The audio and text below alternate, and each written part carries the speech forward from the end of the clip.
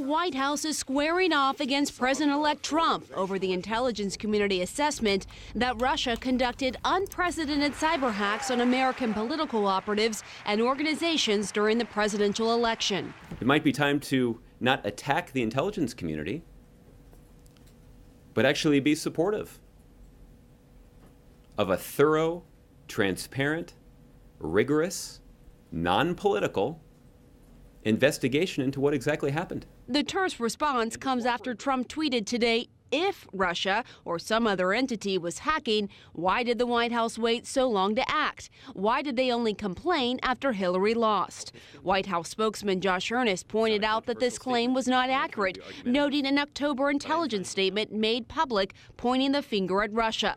Earnest even suggested Trump may have known well before that about Russia's role. It's also possible that he consulted with one of his closest aides, Roger Stone, who back in July 27th to be precise, tweeted, quote, "Of course the Russians hacked at Hillary Clinton's email." Mr. Trump obviously knew that Russia was engaged in malicious cyber activity that was helping him and hurting Secretary Clinton's campaign. Today, a Trump transition official pushed back, saying the White House is trying to undermine the election results. At a certain point, you got to realize that the election from last month is going to stand, whether it's the recount or continued questions along this line.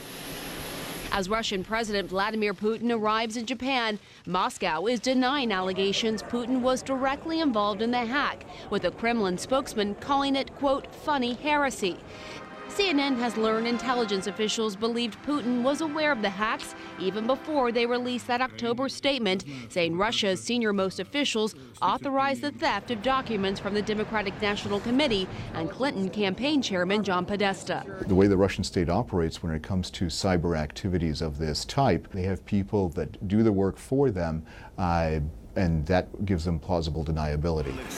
Today, Republicans on the Hill are vowing to hold Russia accountable. Senator Lindsey Graham, who claims his campaign email was hacked by Russians, didn't mince words, calling out Putin by name.